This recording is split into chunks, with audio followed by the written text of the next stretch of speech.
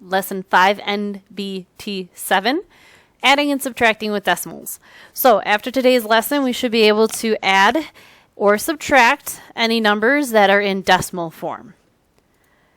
All right, so first thing what we're going to do is we're going to go through. I have an example that's written out for you, and then I also have a step-by-step process that you're going to follow and write down. And this is going to help you when you go on into the your turn problems that you see on the side of the screen on your own. So first and foremost, the first thing that we have to do is we have to look at the numbers we're working with. So here I have 45 and 879 thousandths plus 5 and 48 hundredths. So if you don't see that, that's this problem right up here. So the big thing when it comes to our step number 1, this is A number 1, most important, has to happen. You have to line up the numbers using the decimal. So line up the decimals. So all of your place values line up. When we were adding and subtracting with whole numbers, we could just line up that last digit. Well, with whole numbers, the last digit is always in the ones place. I guess in theory, you could also say the first digit. However you want to look at it, that digit the furthest to the right was always in the ones place. But as you can see this time, the digit furthest to the right on our first number is actually in the thousandths place. So this one right here is in the thousandths place. But then our second number, that place value is in the hundredths place.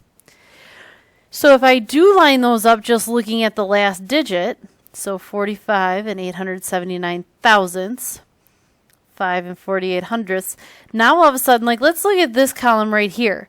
Now all of a sudden I'm adding something that is worth 8/10ths, so something that's worth part of a group, plus something that is worth 5 whole groups. Okay? You're adding them together in the same column, and that's not going to work.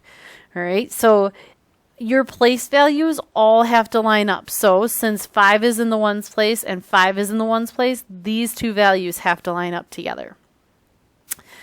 All right, so when you do that, what's going to end up happening is you very well could have some blank spaces. So as you see on that far right hand side right here, we have a blank space. So step 2 is to fill those blank spaces with zeros, because that's what it's worth, 0. There's nothing there, so we place a 0.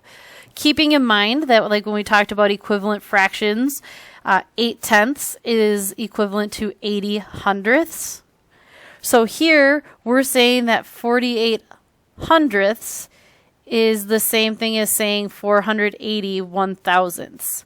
Again, times 10 times 10, so we know those two things are equivalent. And we're looking at that using fractions because we tend to understand that piece of fractions a little bit better. With decimals, if you're adding zeros to the end after the decimal and it has to be at the end, you can add as many zeros as you want to and it doesn't change the value. Case in point, think about when we talk about money. Some people say, I have $1. And some people say, I have $1. Now, is the one on the bottom worth more because it has more numbers? Absolutely not, because here's the decimal and they're showing that there are 2 zeros there.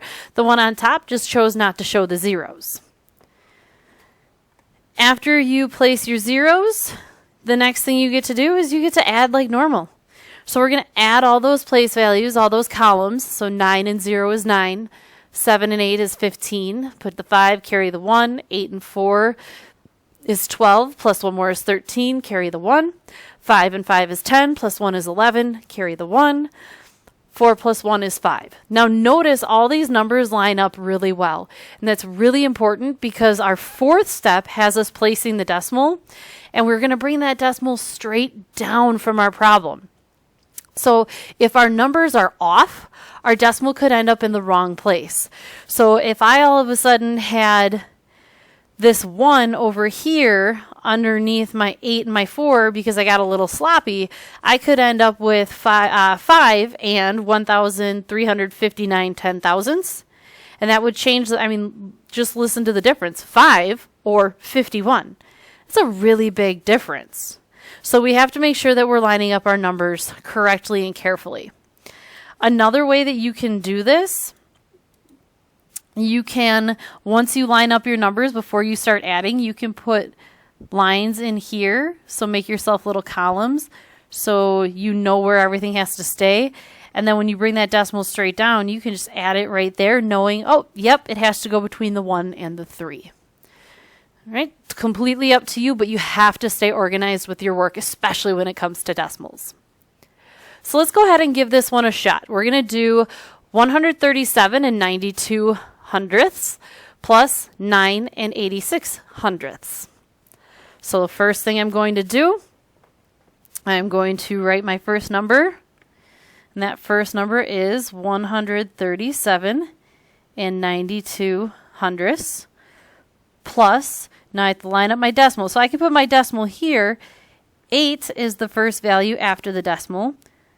Then there's 6, and then 9 is the first number before the decimal. Another way to double check is going through and saying, okay, I should have, I guess highlighting in black doesn't make it so you can see it very well, does it? So we'll go ahead and erase that real quick and get a highlighter and then change that highlighter color. There we go. So I have 8 and 9 that are after the decimal, so those two should be lined up together. You can even take it a step further. Okay, if you have different colored pencils like we've talked about before, and you can look and say, okay, and then the 6 and the 2 should line up. And the 7 and the 9 should line up. And then the 1 and the 3 are on their own because there's no numbers in that place value for 9 and 86 hundredths. So you could, if you want to, so I can add zeros here as my placeholders. And then I'm actually going to bring my decimal straight down right away to make sure to keep everything nice and organized. So 2 plus 6 is 8. 9 plus 8 is 17. Carry the 1. I'm going to do 9 plus 1 is 10. So when I add 7, it's nice and simple. That's 17. 3 plus 1 is 4. 1 plus 0 is 1. So then my answer here would be 147 and 78 hundredths. All right, when we're done, you have a couple of problems that you are going to try on your own. Okay, I gave you space to work on these, and I gave you boxes to try to help kind of clean up your numbers. Just remember to place your decimal. If you look carefully in here, there are no decimals placed for you, so make sure that you bring that decimal straight down and line up your numbers. And like I said, you can do it. So I like to bring that decimal straight down right away. Otherwise, it's your step 4. You can interchange 3 and 4 is what that comes down to. All right, subtracting with decimals. This is going to be a lot different, so here we go. Line up your numbers using the decimal so the place values line up. That sounds pretty familiar. So that first step is exactly the same. You've got to line up those place values. All right, so again, I have a number that ends in the thousandths and a number that ends in the hundredths. They have to line up, and if they don't line up, I'm basically taking oranges away from apples, and that doesn't work. All right, then my second step is going to be to place zeros in any empty spaces. Now, typically, we just do this at the end of the number. In the previous example, you saw that I added them in front of the number. That is completely okay, too. My third step, this one's different. This time, I'm going to subtract like I normally do. All right, I guess that makes sense. If we're not adding anymore, we should probably make sure to subtract. And then step 4 is to bring that decimal straight down once again. Same thing here. You can interchange. You can swap steps 3 and 4. You can bring that decimal straight down first and then add or subtract. It's up to you. However, the first thing you have to do, steps 1 and 2, have to happen in that order. So let's go ahead and give this one a try. 215 and 7/10 minus 24 and 48 hundredths. So again, I'm going to go ahead and look. I know that 4 and 7 should line up. And 5 and 4 should line up. Just based on where they are. So 7 is the first number after the decimal, and 4 is the first number after the decimal. 4 is the first number before the decimal. 5 is the first number before the decimal.